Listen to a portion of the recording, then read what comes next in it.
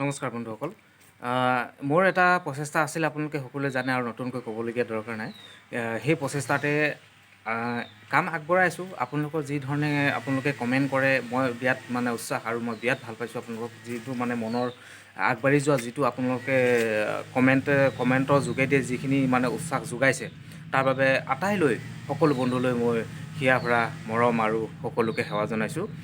আপোনালোকে তেনেকৈ মোক আগবাঢ়ি যাবৰ কাৰণে আপোনালোকৰ কমেণ্টৰ জৰিয়তে যি আপোনালোকৰ চেষ্টা, সেই চেষ্টাক মই সদায় ধন্যবাদ আৰু মই কৃতজ্ঞ।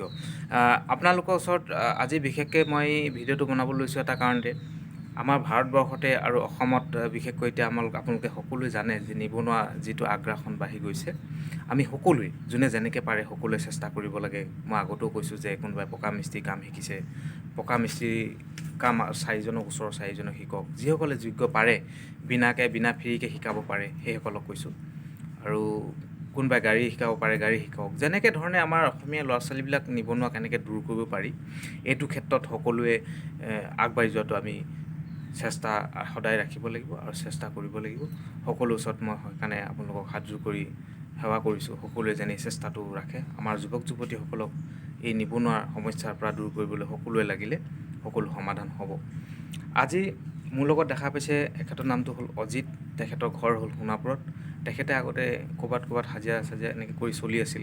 তাৰপিছতে মোৰ কথাটো কোনোবাই ক'লে, তেখেতক কৈ এড্ৰেছ লৈ পিনে ওলালহি। আজি 23 দিন হ'ল সম্পূৰ্ণ গাড়ী চলোৱা ধুনীয়াকৈ শিকিব পাৰে। তেখেতৰ মুকবধিৰ, তেখেতে তেনেকৈ কথা ক'ব নাজানে আৰু শিক্ষিত যুৱক। তেখেতে আজি 3 বছৰ আগতে BA কমপ্লিট কৰিছে। চাকৰিৰ কাৰণেও বহুত চেষ্টা কৰিছে, কিন্তু সেই ধৰণে চাকৰি পোৱা নাই। তাৰপিছত এতিয়া গাড়ী শিকিলে, এতিয়া সুন্দৰকৈ তেখেতে গাড়ী চলাব পাৰিব বুলি কৈছে। টেক্সি লাইনত, যিহেতু আমাৰ গুৱাহাটী বিশেষকৈ সোণাপুৰৰ পৰা বেছি দূৰ নহয় গুৱাহাটীত তেখেতে টেক্সি চলাম বুলি কৈছে। আৰু টেক্সি চলোৱাত বিশেষকৈ অসুবিধা নহ'ব। তাতে মেছেজৰ যোগেদি ধৰক আপোনাৰ অনলাইন বুকিং আহিব বা মেছেজৰ দি তেখেতে কথা পাতিব পাৰিব, সেই ধৰণৰ গাড়ী চলাব পাৰিব। বা ওচৰতে ঘৰতে এখন গাড়ী লৈও তেখেতে ভাড়া চাড়া মাৰি এনেকৈ চলিব পাৰিব। এই চেষ্টাটো কৰিলোঁ আৰু এইজন অহাকালিলৈ যাবগৈ। তেখেতক বিদায় দিম। আৰু যদি আপোনালোকৰ কোনোবা সেনেকৈ নিবনুৱা আছে, নিশ্চয় মোৰ লগত যোগাযোগ কৰিব। মই চেষ্টা কৰিম সম্পূৰ্ণ বিনামূলীয়া ফ্ৰীকৈ শিকাবলৈ। আৰু ইয়াতে থকা চকা ব্যৱস্থা কৰি মই চেষ্টা ৰাখিছোঁ। সকলোকে যিমানখিনি পাৰি মোৰ ফালৰ পৰা মই কৰিবলৈ চেষ্টা কৰিছোঁ কামৰ মাজতে।